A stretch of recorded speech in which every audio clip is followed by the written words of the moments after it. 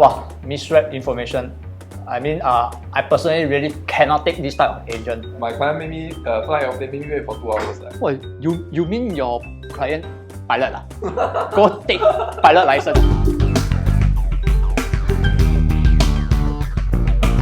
Hi everyone and welcome to another episode of the RTD Talkshow.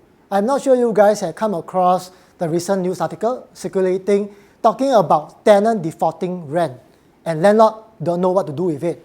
So I thought it would be very interesting, to talk about what are some of the transactions that we have personally faced that went wrong.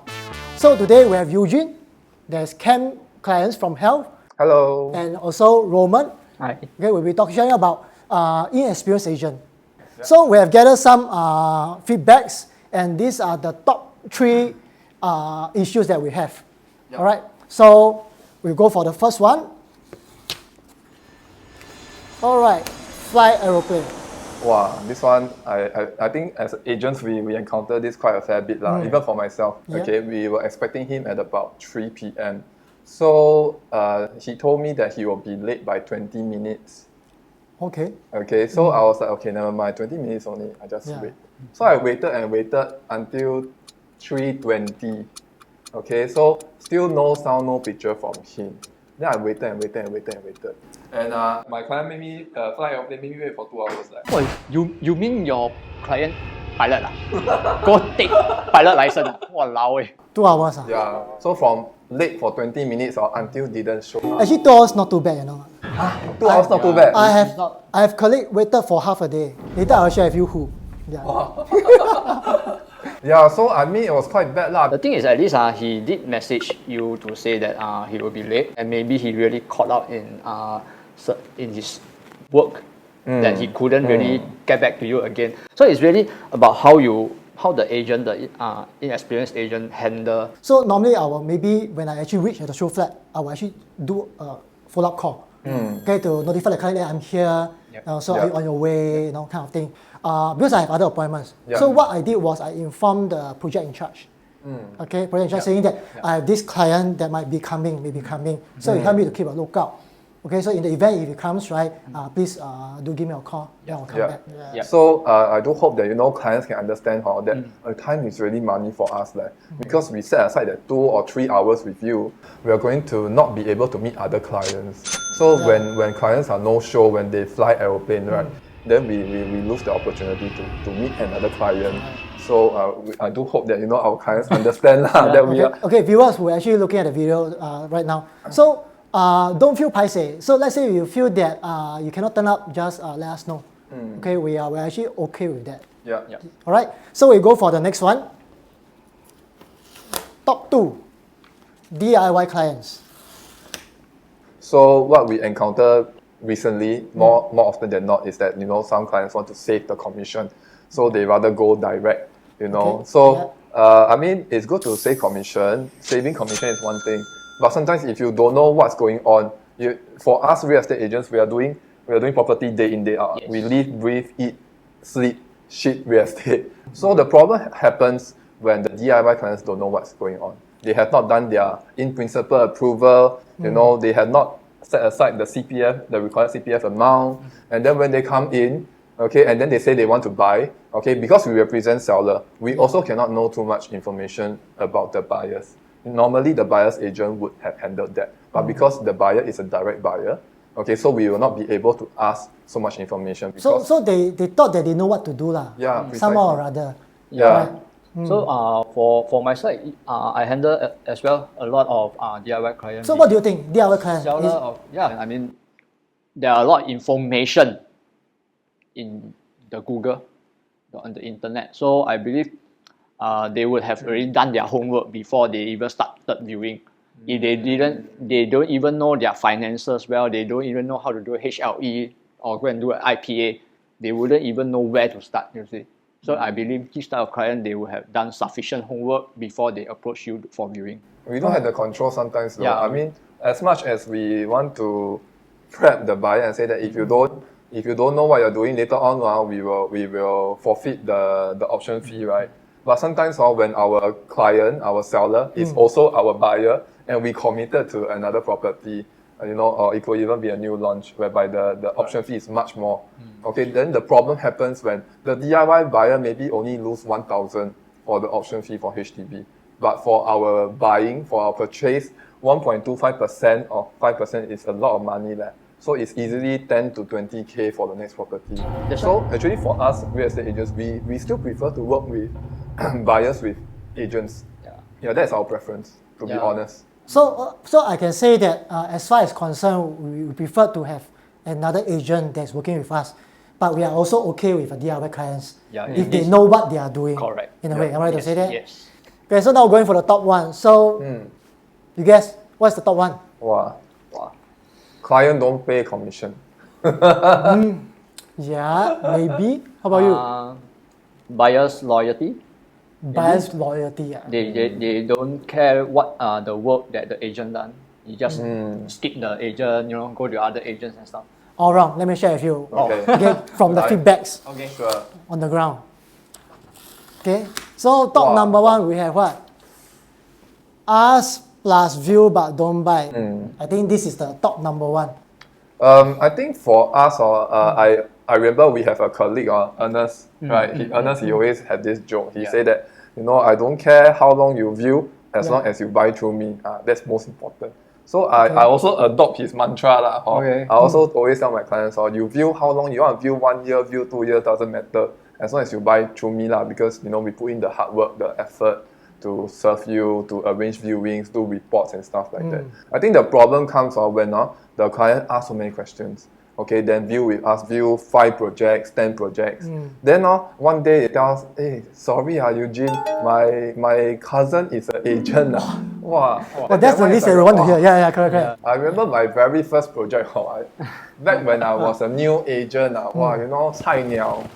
Then we did hiking, we go to Serangoon MRT station, talk to so many people, give flyers. Then finally I got one buyer that tell me he will come down to take part in the balloting. So very excited because my first new launch, finally going to close one new launch. And then when I was in the queue, then the buyer tell me, hey Eugene, can we bring our cousin into the picture? Then I stunned. I was like, cousin in the picture? Then they tell me, oh, my cousin is an agent. Wow, my heart sank. Then it just felt very bad that all of a sudden the cousin came in. This type of scenario, every agent is part and parcel of our daily life. Same thing, okay, feedback on the ground. So what is the number 3 that we're talking about agents from hell? Okay, MIA. Clients can fly airplane, agents can MIA too. I experienced this type of MIA agent before. I mean, to me, we are in the same profession. At least agents should inform whether they are coming or not. At least a message or a phone call. So you are talking about during the course of the viewing, agent arranged, then suddenly MIA didn't even turn up for the viewing. Yes, because usually we agent we usually arrange back to back So view one block already, we go to another block. But so there may be there may be some delay in the other block, which we resale agent we can understand. But what we want is just at least a message to inform us that you'll be late. Then at least we can manage the seller. If the seller is those are really in a rush to go out then we can manage them and share with them. So to us it's just one message. I would think that sometimes because like what you say, as agents we have so many things to do, right? I remember just I think three weeks ago, I had one listing in Woodlands area. Wow, the response was so good. I put one advertisement, right? I think I got 70 inquiries. So after I arranged the viewings, right, there was still a lot of inquiries coming in, and honestly speaking, it was very difficult to keep up. And some things that you will never see on social media, because we always see the good side of things, like agents drive fast car, earn a lot of commission. But actually, a lot of times we do not see the back work. To be frank, sometimes I really miss out also, especially agent calling, asking for quote broke. So it came on piling up. Sometimes you really miss out. But some agents, they are quite patient enough. They actually so-called send a second message to inquire again. So number 2 we have. pushy and aggressive agents. Yeah, I mean for this one, maybe I just share my personal experience. I mean, I have a friend who just only do new launch. You see. Oh. Yeah. So you see, I brought a client to this particular show flat. When we went into this show flat itself, there's this agent who help to tag the project lah. So after sharing the whole project, I really start to realize that the project doesn't really suits the buyer. So it is the tagger still continue to push and even try to shortlist the unit and shove it and tell the buyer, hey, this one actually suits you, and come out with a lot of story, to share, hey, why this suits you, you got 3 children, three proper room for the kids and stuff.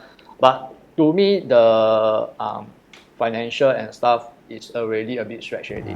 So I did try to tell the tagger to stand down a bit, but he is still trying to push. Even after we left the show flat, he is still trying to text me to ask, hey, how is it? I think this buyer can buy one, and I mean it's a bit too pushy and aggressive. Okay. But I would think that probably sometimes for agents, right, when we see a very good buy, so we are actually able to identify, what kind of projects suit our buyers, and what kind of product is best fitted based on for them based on their finances and stuff like that. So when we do see a product that we feel is very good for clients, but sometimes clients are a bit, 犹豫不决. They are not very. They are fearful. They are fearful. This might be their first property. Because we see the market as a whole, and we see that the property market is moving very fast, and we know that this product the client quite like, but a bit scared. So sometimes we may have to push a little bit to let them know that, if let's say that the buyer doesn't buy this product, and next day this particular unit is sold, and then the next level up is 20K or 50K higher, then we will not be representing our client's interest. So I do think that, being too pushy and aggressive might be bad, but at the same time, sometimes we need to be a little bit assertive, because if not, the client missed out this unit, then he will top up 50K more. So I do think that sometimes agents, when we think that they are from hell, but actually they are trying to help the client. Whatever it is, okay, there's always two sides of the coin. So for me, what I actually dislike more is that when an agent trying to hard sell, right, he will sell down other projects or other development. Yeah, so I feel that this is a no-no, because no matter what, we are actually so-called looking into a point of a buyer's, their objective of purchasing. Yeah. So most importantly, we have to look at that. Correct. So if you ask me aggressive or pushy or not, I think it's very subjective. It depends on the situation itself. So let's go for the top one. Alright. Number 1. This one. Wow. Misrepresent info. Wow, misread information. I mean, I personally really cannot take this type of agent who doesn't do his homework.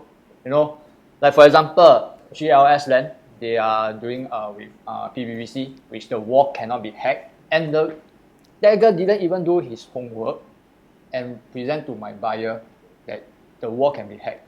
And the buyer wanted to hack the wall. Wow, okay. So can you imagine what will happen? And there are a lot of some info, like for example, there's a particular project that is not linked to MRT. The agent still mentioned that, hey, there's an underground that linked directly to MRT, which is all wrong. When I'm listening to his presentation, I was like, I stopped the whole presentation, and I eventually got the IC to present to my buyer. So agent, please, you all have to do your homework before eventually taking up the tagger roles, or even you want to help to sell the project to your client.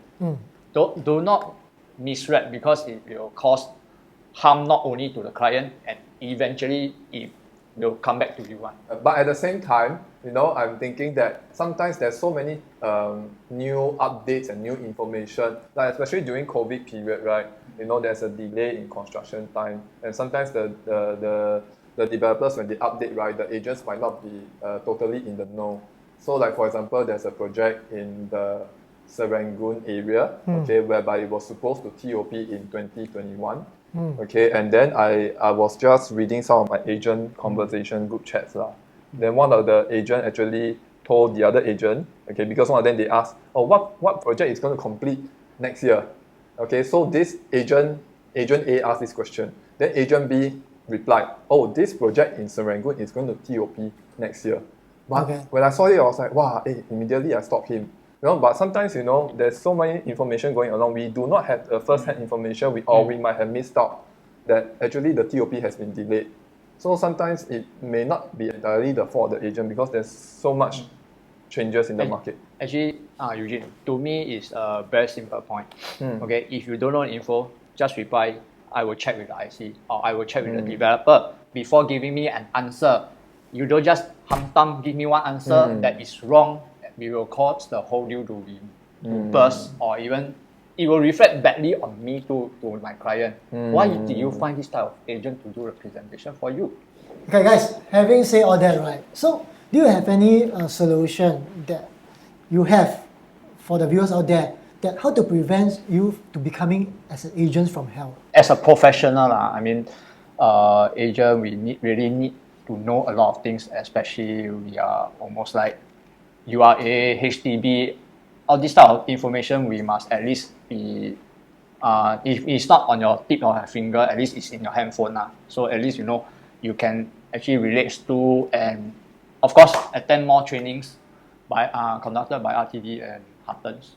You know, all these will help you to be a more professional agent to better serve your client throughout their journey in the real estate, whether 5 years, 10 years, you know, multiple, and they will eventually, when the client see that you have the professionalism, they will refer you more cases. I think there is a saying that goes that the most important thing you can do is to acquire knowledge, is to learn and to get more information.